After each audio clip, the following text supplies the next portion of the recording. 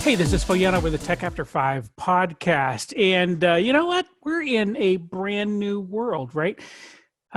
We have reached out to the folks who listen to this and read our emails. And you know what we found out? They're still hiring. Many of them are still hiring. What does that mean? There's no more in-person interviews. So what's happening now is that you've got to be able to do a good interview on Zoom. You know, I talk to lots of people who say, oh, I don't know, I get my resume in and then I go through and do the interview and then it just kind of falls apart. I don't really know what goes on, but I never hear back from people. Well, what we're worried is that you might not be nailing that video interview. So we brought an expert here and we've got Carol Hamilton with us. And Carol is, one side of Scott, but underneath on my screen, Carol Hamilton, thank you for being here, friend. Absolutely. I'm thrilled to be here, and any help that we can give is a good thing. Yeah, I think we're here to help people. And so Yes. We've got to make sure we're asking good questions, and the guy who brings in his own experience, I got my friend Scott Pfeiffer here. Scott, you're going to help, right? I'm going to try, Phil. We'll see what we got. Yeah, I'm not worried about that at all. All right, so Carol, you start us off. I mean, here's the deal. We all agree first off, I mean, on a couple of the premises here, right?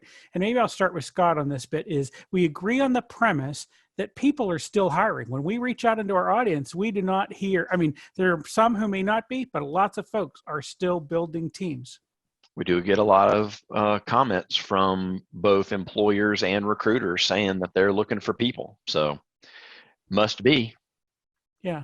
So we're getting those things right off the bat. So we know, and knowing that, we also, again, we want people to be good at this. So we're going to help them. Carol, you've brought us we've got 9 things that you can do to make sure you nail your Zoom interview. Is that right? Absolutely. And it all starts, I mean, a lot of these haven't changed from great techniques for any interview, but we are going to add in the Zoom component because the Zoom component is a bit of a game changer. And just to put the setting in, you really want to think about what they're looking at. So whatever you can do to make your background as stable as possible so that there's not activity going on behind you is going to serve you. Because we want to make sure they're not looking at your kids or your dog or anything else going on behind you. They're focusing on you. And that's where you want to start. Put away anything that you might have wanted to eat or drink because you don't want to be doing that on camera. It's too close to a microphone, and you might already have enough adrenaline going that you don't want to be slurping or crunching or anything else into that. So that's just kind of getting the setting. You've actually talked a few times about lighting. Is there any quick tips you want to throw in there on that, Phil? Well, I mean, my thing is, I think you ought to be well lit, right? So just to make it easy, it makes it easy on the camera. And remember that the other person is not just talking to you. They are watching you for what looks like eye contact. They're looking to see body language. They want to they're making a judgment about whether you're a good fit, whether they should trust you or not. And they're doing it all based on what they see. So help them out and make it easy for them to find you. Right. And make sure that you give eye contact, just like you would across the table, only this time you're looking at a camera. So wherever that little green light is, make sure that you're looking there so it feels like they're getting eye contact as though you were in the room. And those are some of the things that make it different. And go ahead, Scott. No, I think that's unnatural, right? I mean, that's a thing you have to teach yourself. So, you know, even now, I want to look you in the eye. For those of might be watching the podcast, if I look you in the eye, it does not look like I am looking you in the eye. It looks like I am looking down. I might even be doing something else. So I have trained myself when we do these things to spend most of my time looking at that tally light, right? The little green confidence light right there and says, okay. And the reason I do that is not because I'm comfortable with it, because I'm not. I'm just looking at a little tiny black dot with a little green dot next to it. That's right. It's not much fun. But I do know this, it makes you feel better if I can teach myself to do that. Right, Scott? That's right. And you don't want to be backlit like you're in the witness protection program or on some, news channel thing where you're the hidden confidential informant, Yes. whose name has been changed to protect the innocent. So, I think it's a really good idea to figure out which platform your interview is going to be on. Right. Maybe it's Zoom, maybe it's something else. And then schedule an online meeting with a friend or a family member in advance and have them help you get your lighting right, get your microphone right, get your headset right if you're going to use a headset or whatever. Figure out where the controls are. If you're going to be interviewing with more than one person, you want to figure out how to go to gallery view or whatever view makes you more comfortable. Make sure you know how to operate all of those settings in advance so that you're not fumbling around with it at the beginning of the interview. Couldn't agree more. And be really cautious of the new gimmicky backgrounds that everybody's playing with. Do not change your background during the interview because that's become one of those distractions. But also just be really aware that that has become a bit of a gimmick thing that people are doing, and it doesn't really offer a pure vision of you. So again, go back to the authentic, go back to the tried and true. And I like that you're talking about the witness protection plan because you also want to think about your sound. You know how they always distort the voice of, right. I don't really want to talk about the truth here. So make sure that you're using great sound. Now, you'll notice that all of us. That's a great Yoda impression. Yeah, thank you. Hey. I've been practicing for years. Yeah. That's Phil's jam. You're biting his rhyme. That's right. So you want to make sure that you're using a headset because that's going to cut out any outside noise. It's not that your microphone on your laptop isn't good enough. It's just that if you do have noise, if somebody decides to run through the room, it's going to come into the sound and be another distraction. It's actually worse than that, I think. You said it because there's all of that. Plus, the fact is, if you're using the microphone on your iPad, your iPhone, God forbid, or your laptop, it creates an echo typically because that microphone is picking up. You're also using the speakers on that device, and one's picking up the other, and it just creates this loop back. And you can get around that by muting yourself, but man, that's just a lot of extra thinking inside of the call, right? Yeah, and I know, we're speaking to a tech audience. I know you're playing Dungeons and Dragons on Zoom. So make sure you go in before and you turn off your background that you had on last night and you change your name back to your regular name and not Dagon the Warlock or whatever you are. Just get those things right ahead of time. Don't launch into the interview with the huge dragon background and the fake name and be like, oh, I got to change. Sorry. Come on. Right, and I really like that you're talking. Planning. I just feel like that maybe that's happened to Scott already. Is it a corporate call? That has definitely happened to me. And there's a Frank Frazetta print in the back, and it's like a giant warrior. Mm-hmm. Okay, all good stuff. Carol, all that stuff happens. Keep us moving. All right, so let's get down to the 9 biggies here. The first one is you must do your research. Know who you're talking to, know what they are, know what they do. You want to demonstrate that you see them as more than just your role, that you're actually joining a firm that has a bigger purpose than just your role. And you walking in says that you're a bigger thinker than that. And that's an important piece, especially because tech has a tendency and has a reputation as being somewhat overly focused at times. And we want to make sure you get the best opportunity to present your best foot. And on that, a lot of people, going forward is no. I'm sorry. I want to just let us riff for just a second on that bit. So it's do your research, right? And we know that that's important. I think a lot of people forget the fact that when they're going into an interview, they're interviewing the company as well as the company interviewing them, and they don't feel like they're on equal footing. Part of that is they never went back and said, okay, who are these people? Beforehand, right? Why do you, I think somewhere along the way, they ought to be asking you, why do you want to work here? And you ought to have a good answer to that. And you're only going to have that answer if you've done the research. Right, Scott? You have to have gone through their website and read what they say about themselves and what their values are, what their vision statement is, who their customers are, what it is they do. I mean, you should know all of those things, and you should be able to judiciously spit back some of their own words at them, because people love their own words. They wrote them, and so they love to hear them come back from you. It tells them that you have done your homework and that you're invested. Right, Carol? Yeah, we were presenting a proposal to a bank, and I remember the gentleman at the end of the table went through the proposal in front of us, and he said, "You've clearly been to our website." And we scrubbed it for SEO and keywords. We wanted to know what language they use. And he said, "You're the only ones." We got 14 people out there in the lobby all waiting to have this conversation. Yours is the only proposal that actually opened our website. That is a way to differentiate yourself. Yeah, that's not a criticism, it's a compliment. Yeah. So if you're in a field where you might be pretty much the equivalent to 10 other people who are interviewing, those are the things that distinguish you. That says, I'm not just looking for a paycheck, I'm actually looking to join your company or your team. And I'm looking to be here. So if you nail this, you will stand out. And that's what I think the learning was from your thing right there. So right. Go ahead. Number 2. Number 2 is know the whole company. So it's not just about coming in again for the role or understanding exactly what the product is. It's also about understanding really hot spots. Hot spots right now are sustainability, diversity, and social impact. And most companies have some platform that they're working on. They have a group of activities. You want to be authentic about this. This can't just be you giving lip service to something you don't believe in. But if you authentically buy into whatever it is they're doing, you really want to be able to speak to that. Because what that says is, I'm not coming to be a cog in the wheel. I'm coming to join the team. And the whole team and all the activities the team is engaged in. Right. And yeah, I think that's right. And you've got probably something besides work that you're passionate about, or a cause that you're interested in.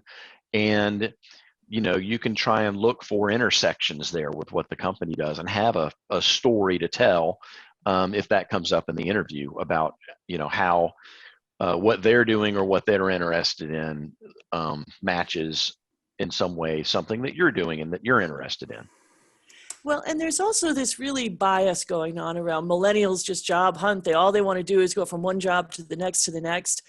If you find yourself in that category, this is a way of demonstrating you're looking to join the team. You're not just looking for that quick paycheck for a year until you go to the next one. You're saying, I'm coming and I want to get engaged in a full self way, a very holistic way. Yeah. And I think if you have knowing this, right, that leads you to constructive conversation during the interview. And again, that's going to be visually apparent. We're talking about doing a Zoom interview. It's going to be pretty clear if you've done your homework and you've got those answers and you've got some interest and you've, Scott talked about, bring out some intersection between where they're headed and where you're headed. I mean, this is the kind of stuff that will, again, help you stand out. Number 3. Which is right in there in the same pattern and flow, which is know about the position you're coming in for. When they say, do you have questions? Your question should not be about that specific role, because you should know those answers. So you're thinking in terms of, how is it that I understand how this fits in and how this might grow? A really common question is, where do you see yourself in 3 to 5 years? And you want an answer for that.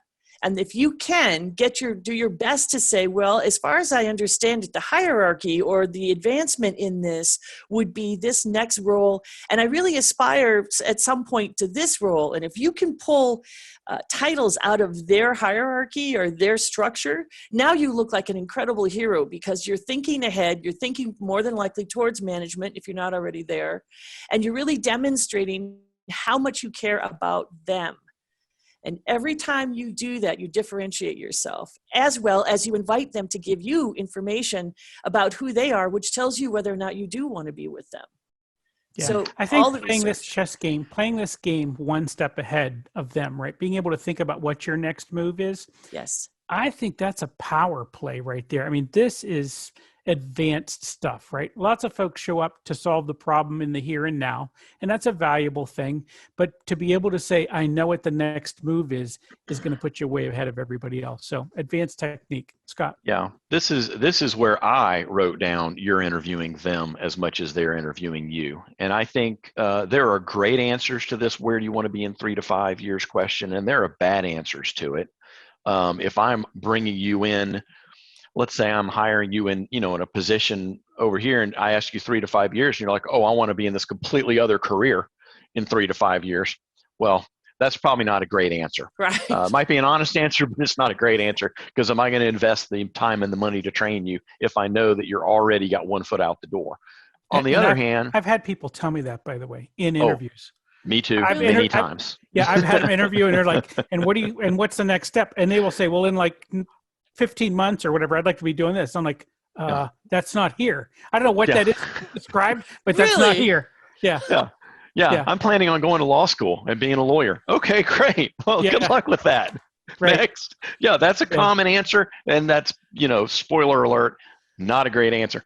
On the other hand, not only can you do what Carol has recommended, which I think is a great recommendation of look at the org chart and have an answer that's in that org chart, like, oh, you're hiring me for this. In 3 to 5 years, I aspire to move up to this position or something like that. But you can also answer in terms of, I plan to go to night school and get my degree or this certification or whatever. And you can lay out for them in the interview the advancement path that you're interested in and see their reaction. They're watching you closely for your reactions. You can watch them closely for their reactions too. And if their reactions are like, yeah, it's never going to happen, you're going to be a salt mine slave forever, boy, then maybe that's not the company for you, right? And if they say, oh, that's great, well, we have a program that helps people do that, or that's what we would like. Right. You can see that and you'd be like, okay, this is a place I might want to work. So this is a great question and a great response to have to do all of that. Yeah. You're Let me bringing up give you one advanced technique on this thing, by the way, because it's quite possible someone would come to this bit of advice and say, know the next move. And it's for some reason from the outside, undiscernible, right? It's possible that you would come to this part of the interview and there was just no amount of research that would give you the answer. Right. And I think at that point, if this is something you want to have a good answer for, looking the interviewer back in the eye and saying, you know what, I'm not exactly sure what the path looks like in this company. The most successful people in this position, where do they end up in 3 to 5 years, right? And that just kind of plays it back to them and say, I would like to know what those opportunities are. You're going to have to tell me because I couldn't figure it out. And when they ask you, do you have any questions for us? That's the question you want on your lips.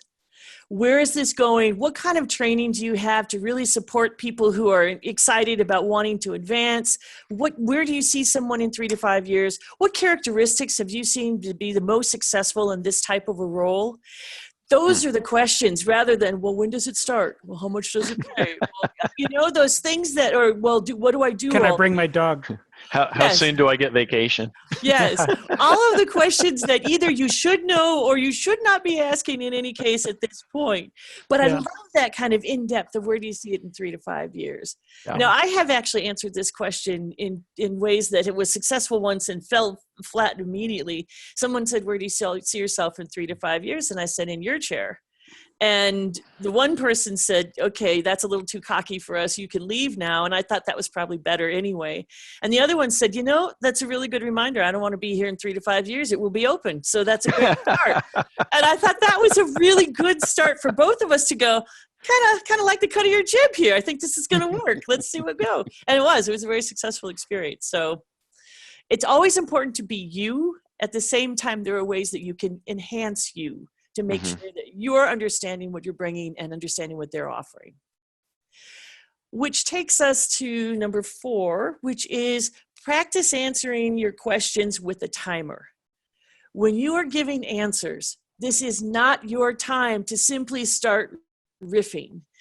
If you go past 90 seconds, you're probably going to exceed the limitation. Now, there are exceptions to that. If someone asks you a highly technical question and you are absolutely sure that they can go there with you, there are moments that you could go to, say, 2 minutes.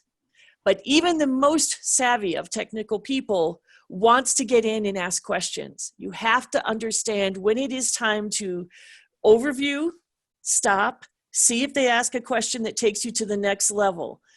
Go ahead and give them that next level, stop, and see where the questioning ends. You want to give them a chance to tell you how deep they want to go so that you don't end up in a 2-hour novel that absolutely, they say, oh, really smart person, really educated, great experience, cannot stand to be around them. Yeah. Yeah, I mean, 60 seconds really, right? I mean, 90 even is pushing it. It is. Yeah, I think this is great advice. It's great advice for just being on a podcast. It's great advice for being on a work call. It's great advice for anything. You answer the question and then, maybe they've got a look in your eye like you're not sure if they understood you. So you give an example and then a story And then maybe something that's related just to kind of clarify. And pretty soon you've been talking and talking and talking and talking. It's terrible. It's not, and I think the metaphor people try to look for is the home run. Oh, I hit a home run with that question. But I think it's a terrible metaphor because they pitch the question, you hit the home run, you kind of watch it sail out of the park, you trot around the bases, No, it's tennis. It's tennis, man. They hit it to you, you volley it back, and then you wait on the return and you hit it back and just try to get a nice volley going. Don't you think, Phil? Yeah, this is a conversation, to your point, right? And so having that go back and forth is exactly what you wanted to do. So we want, just like Carol said, practice this with a timer, make sure that you're not giving long answers. And the other thing is, in the actual situation, right? When you're there doing it, you can watch body language and look for that cue to jump out of your answer, right? So if the other cat's gritting their teeth, it's time to move along. You look for the muscles along the top to their temples. And if you can see them clenching their jaw, then it's time to move along quickly if you can pull that off. And you might even call that if you're going to call it. But I think knowing that your answer should be short is a useful one. And if in doubt, stop talking. Because what we have seen is people will start answering. This is my favorite piece. Never start answering a question until you know what they're asking, get clarity. And once you start, if you find yourself in the weeds, and it happens to everybody, just stop. Say, I may have wandered off topic. I'm wondering if you could repeat the question. I'm wondering if we could hit reset. Just call yourself on it. Talking until you stumble into the answer almost never works. So just call it what it is. I think I've gotten off track. That alone demonstrates self-awareness in a profound way that says, I'm not always concise. I'm not always crystal clear. I'm not perfect, but I do know how to stop a train before it wrecks.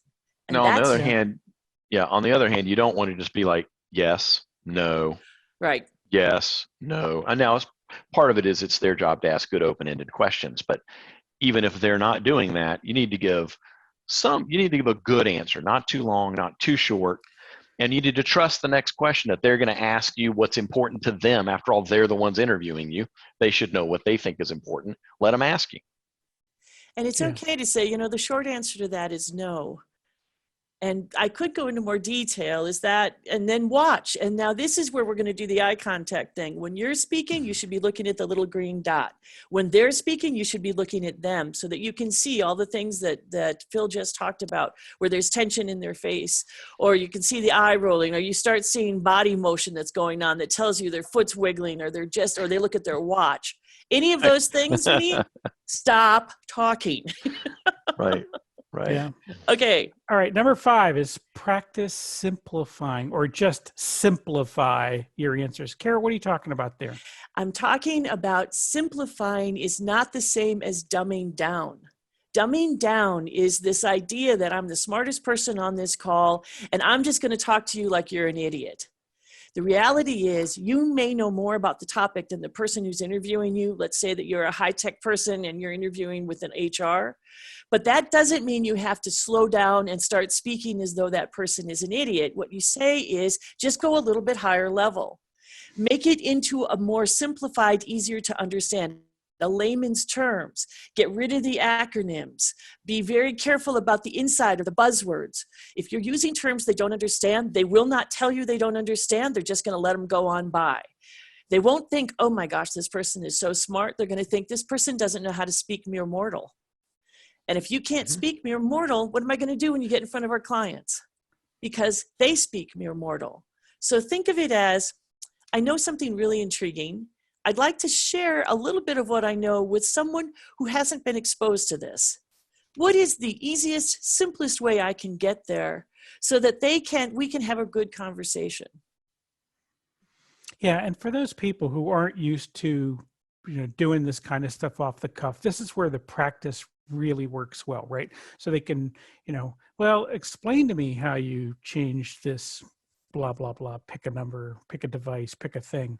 And, having done that, having actually had some experience and of just running that answer out and realize, and by the way, when we say practice, what Carol meant, we might not have said this, you practice out loud. You don't get to practice in your head because that's not the same as practicing. That's your brain fills in all the gaps and you don't want any of that to happen. So when you practice this out loud and you listen to it back and you go, oh, wait a second, that really didn't make any sense. And I can just do another take, as they say, and just, do that till you feel like you got it right. Yeah, you can practice by trying to explain it to a non-technical friend as well. Yes. And get a human engaged, because there is a difference when eyes are on you than when it's just you talking to yourself in the camera or talking to yourself in the car or something. And your dog doesn't count because they love you no matter what. You want to find somebody who says, I don't understand. I'm not following your theme. I don't understand what you're trying to explain to me. What's your point? The more willing they are to give you honest feedback, the better this is going to be. And the more you can practice with humans, the better, especially on this kind of thing. And I loved your idea earlier, Scott, about practice on different platforms. In the past 2 weeks, I have had to go on to Skype for Business, WebEx, Zoom, Adobe, and there was one other one in there. And I went in and I got free subscriptions to everything, just so I could play with the tools before we had the conversation. Yeah. So, and then I always get on early because I'd rather be sitting there waiting on them than going, what happened? This isn't right. That's not right. So practice, cannot get enough practice, especially on things like really good answers about a project you may have been on that may be highly technical, but what you're really focusing on is what do they care about? They probably care about the outcomes. They probably care about the team dynamics more than they care about the technical detail. Mm-hmm. Yeah. All right. So the next step in the process, another thing to remember is to know what you do well, you said, but what we're talking about here is, again, just knowing what your strengths are. Know your strengths, right? Absolutely. Know what your strengths are and be able to give at least a few examples of them. You may not need all of them, but if you have some practice stories in your personal library, kind of tucked in your head, your go-to stories, you're going to be ready when they say, so tell us what you do well. So tell us what some of your strengths are. And this is probably one of the more difficult things that people have to do in an interview, because so rarely are we able to just unload about who we are. Now, this isn't a time to stand there and, don't you wish you were me? But it is a time to allow yourself credit. I'm really proud of this particular thing that happened. It had a tremendous amount of business impact, and I'm feeling really that was a good project to be a part of. And I walked away from that having learned things and grown in confidence. Very short, very sweet, and perhaps a detail or two of it, why it was such a great project. Maybe it came in under budget, maybe it came in under time limits, that kind of a thing. So being able to speak to your abilities is huge. Just make sure that you're doing it, again, in a very nice, concise way, and in a way that might be a little bigger than you might be used to, but doesn't stomp around thinking I'm the best thing since sliced bread. Yeah. Now, the flip side of this is know your limitations, and that's your next bullet point. Yeah. Talk to me about, I know what my limitations are. I'm not going to talk about that. Okay, so this is just going to demonstrate to you how old I am, because when I was first learning these kinds of skills before my first job, they used to tell us that when somebody said, what are your limitations? You give them kind of a nonsensical answer. Something like, I just work too hard. All I ever want to do is work. It's just such a bad thing, which is supposed to, of course, make your employer go, oh my gosh, you work so hard. I think that's nonsense and it no longer applies. What really works well is for you to say, here is my limitation. I'm a human being. Of course I have limitations. And the key is, and here's how I manage it. So you have self-awareness as well as self-management, two of the biggest factors in emotional intelligence. So it's not just what's wrong, it's how are you working with it. For example, maybe you say, I've noticed that in times I've gotten feedback that some of my answers in situations just like this get a little too long. So I made the decision that I was going to go and see a coach about it. And I found that through that coaching, I really learned how to get a story and how to think a little bit more concisely and then be able to express myself in a more engaging way. When you do that, what you're saying is, A, I'm self-aware. B, I can go get help. I know how to get help when I stumble into something that doesn't work well. And C, I'm coachable. When you give me feedback, I will change behaviors. Huge, huge demonstration of emotional intelligence. So. Yep, I think that makes sense. And again, that's not a topic I would normally go to, but one of the things I want to talk about here is both those stories, both knowing my strength and knowing my weaknesses. Those are things that are going to come up in an interview, and it's really easy to watch that person's face, that is you, while they're answering that question. Do you buy your answer? Are you rolling your eyes when you do this, right? Are you comfortable and confident with that answer? This is going to be really apparent. So this is one of the reasons we want you to take even the hard questions and practice those ahead of time. Know your strengths, know your weaknesses. Again, be able to do the weaknesses, just like Carol said, by saying, here's a limitation. Here's how I get around that thing. But listen, I'm admitting that I know how to work on me, right? I'm a work in progress always. And isn't every high performer a work in progress? I think that's one of the things that makes them that, is that self-awareness and that going, you know what, I've hit a new limit. Let me see what I can do about that. And sometimes it remains a limit. There are people who are just not naturally organized. And so they will always be looking for that way to make sure that they get the minimal amount of organization necessary. And sometimes you just plain overcome it, like something like being able to answer concisely, where it becomes the new norm for you, which is, there's just huge hope for all of this. Yeah. So, all right, that's 7 of the points. Now, next one is number 8, and it's beware the eyes. And the I right here is that big old capital I. My very favorite subject in the world is me, Carol Hamilton. What do I need to do? Have you ever seen a resume? And I'm sure you've both done I know you've both done enough interviewing to know that when you get into a resume and they say, I did this, and then I did this, and then I did this, and then I did that, and you're on line 3, and you think to yourself, I know it's you. It's okay. It's your resume. Of course it was you that did it. There's something about the I that is just really hard to hear. And it doesn't really intrigue you into thinking, this is somebody who's going to come and be a member of our team. This is somebody who's going to come and work well within the company. There are jobs where you are totally autonomous, but most of them require some degree of interaction with others. And if all you know how to say is you are probably going to chase them away. Balancing it with, my role in it was this, and the company was able to, the team was able to accomplish. While there, our project team was. Think about the company. Make it bigger than just you, because the chances are it was.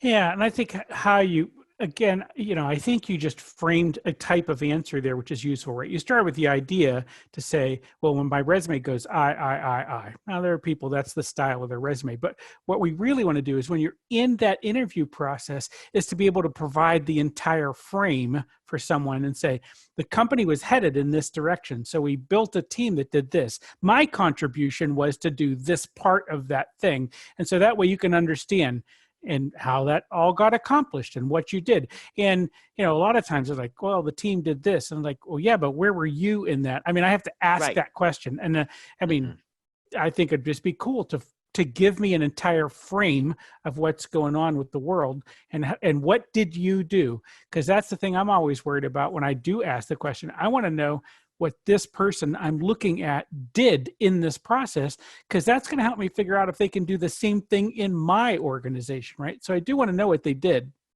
Yeah, and you do want to know that they understand their role within the framework of the bigger situation, right? That they're not going to be, nobody wants to hire a prima donna.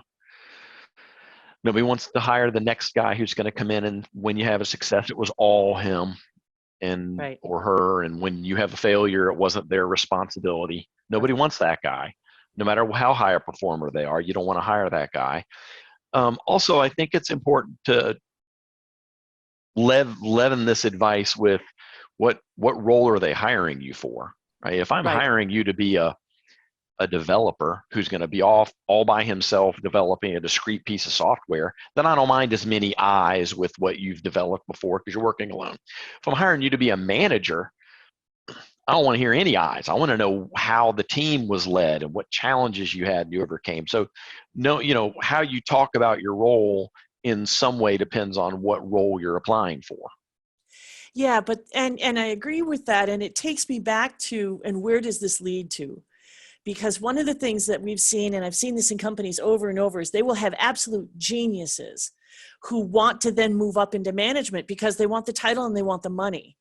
And they haven't been thinking in terms of we the whole time. And now suddenly they go, well, how do I advance? And they're right now, I think this is changing, but a lot of companies don't have that track for just the subject matter experts.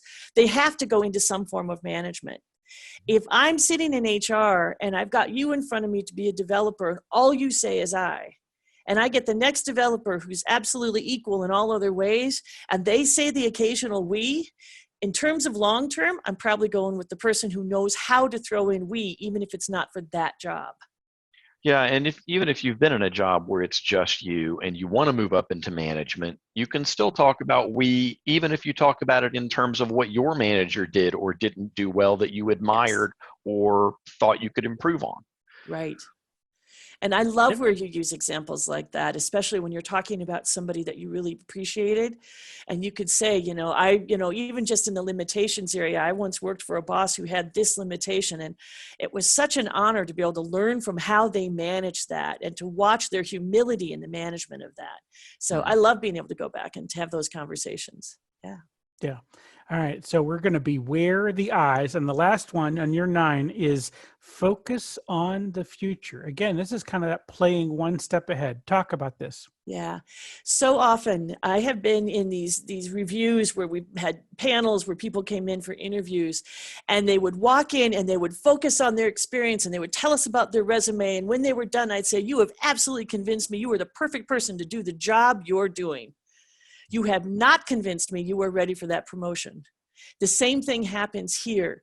Don't get so caught up in your resume. We see your resume. We're reading your resume. What are you going to do? Where's your future? What are you driving towards? Not just you, but also how could you bring some value to the company? There's a major Silicon Valley company that ends every interview with what they call the bar raiser. And their job at the end of the day, after you've been absolutely beat up by everybody else, is to say, what value are you bringing into this company that we wouldn't have without you?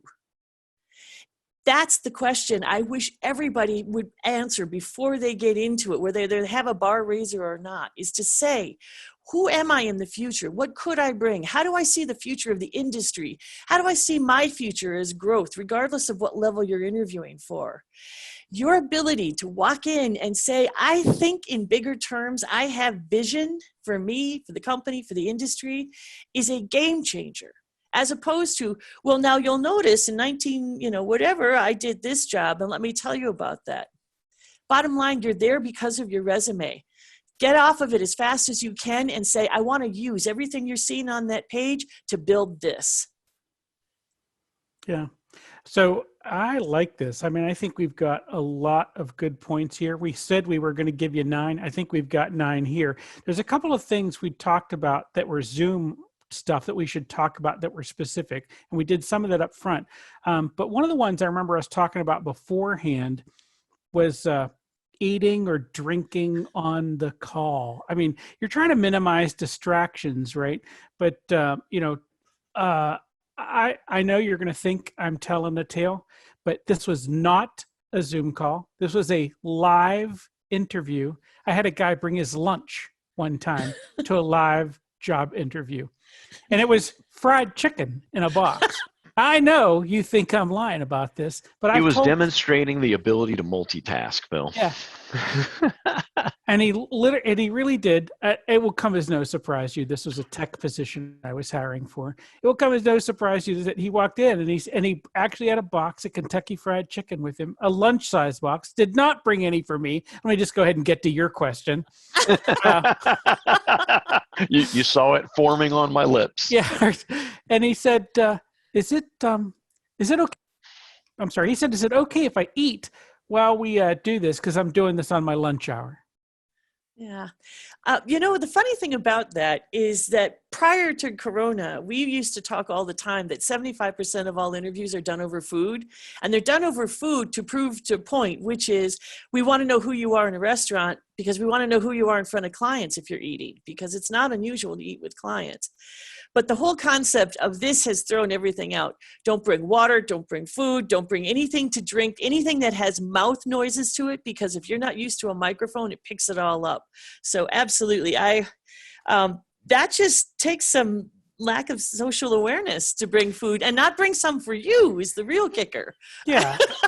If he had brought chicken for you, would that have sealed it? Would that have, that's a hire right there? This guy had other problems. Yeah, I was going to say that's probably the tip of the iceberg.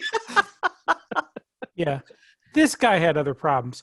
All right, so I'm going to give one last point on this. This is, to me, the most amazing interview closing technique if you are the interview subject. And I've coached a lot of people on this. I know Scott's heard me do this pitch before. But the last question that you should ask is a variation of a thing that's done in sales calls, and it's called the thermometer close. So when they look back, when the interviewer looks back at you as the subject, you need one last question. You need to know how to respond to it. And so your last question should be this. When he says, what do you need? Well, what questions do you have for us? And it looks like we're at the end of this interview. Say, you know what? I really enjoyed the time that we've had here today to talk to one another. And I've appreciated it. Now, let's just imagine in your head that you want the job, because this is going to change how you ask this question. You might not even be bothered asking the question if you don't really care, because you can get to the end of an interview and decide you don't want to work for these people. That's okay. But if you do, then your question is, then what you say to them is, so I've really enjoyed this conversation on a scale of 1 to 10, where 10 is you are ready to offer me the job, and 1 is I am just not the right fit for this position. Where would you put me?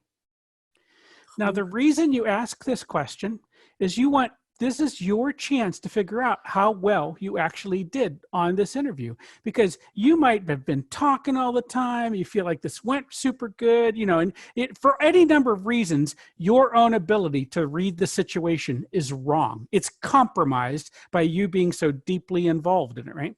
So you ask them on a scale of 1 to 10, how did I do? And they will answer with a number. And if that number is in that 1 to 5 or 1 to 6 range, something like that, let's say 1 to 5, you're going to say, it sounds like I'm not a good fit. And thank you for telling me that. And if that's okay with you, then you just walk away from that. If that number is 6, 7, 8, 9, and you think, oh, okay, I want this gig, let me head in the right direction. Let's figure it out. So then you look back at him and you say, 6, huh? Or 7. What would you need to hear from me to make it a 10? And then you can figure out what the gap is in the interviewer's mind between you and the perfect fit. Let me tell you, having taken that all the way up to that point, I have heard the response. That's all I needed to hear to make it a 10. Right? Nice. And then he said, and of course, if it's a 10, well, what's between us getting this started? What's the next step? That's right? Fantastic. So here's the thing. I have coached lots of people who are looking for their next gig. Yeah. And you ask them how the interview went, and either they give you this nebulous answer, and I don't know if they're lying to me or lying to themselves, or they don't know. Yeah. They never asked. How could they figure this out, right? Yeah. But if you do this thermometer close, then you know where you were in this. And if you do it, it shows mastery of this situation that very few interviewers see. Yeah, I think that's brilliant. I think that's absolutely brilliant. And I think most people do walk out completely blind. I don't know what happened. I think I was magnificent. And then they sit back in the old days, wait by the mailbox. But now it's, that's a brilliant way to do it. That I would suggest you practice, because when you're adrenaline flowing and you really, really want that job, you're going to want that buried in your long-term memory so that you can ask that gracefully. Yeah. So Yeah. I think you should, and yes, so that you can ask that well, and again, show command inside the situation. Yeah. All right, Carol, I am convinced that we have over delivered on our 9 ways to nail that Zoom interview. I know it's just going to be a little bit long, but I think there's tons of gold inside here. It's not even hard to mine. You just go and lift it off the ground, right? So very good. Carol, let me ask. I mean, I think some folks are going to go, man, there's just a lot of great advice, but I need this question, or I've got that question. What's the next step? You know, if someone, for example, wanted to chat with you about this, how do they find you? The easiest way to find me is on LinkedIn, Carol Hamilton Live, or you could send me an email, carol@redfoxroad.com, and I will answer you as quickly as I can. We can talk about anything you need to know. Okay, super. Well, I am super glad that you were here to help us Thanks. go through these today. Scott, folks might want to be talking to you. You got some good advice for some people. How do they find you? They can also find me on LinkedIn at /Scott Pfeiffer, or you can send me an email at strategybusinessconsulting@gmail.com. All right. Thank you, friends. This is Phil Yanov. I'm the founder of Tech After 5, and you can find me at philyanov.com if that's what you want to do, and it will lead you to all those other places. Let's connect on LinkedIn if that makes sense to you. I'd tell you to call me, but there's no point. I don't really return calls. But the good news is my voicemail will tell you I do not return calls. So it's no problem at all. So go to philyanov.com. Let's be friends on LinkedIn and make some connections and make some cool things happen. Thank you, and we will see you next week.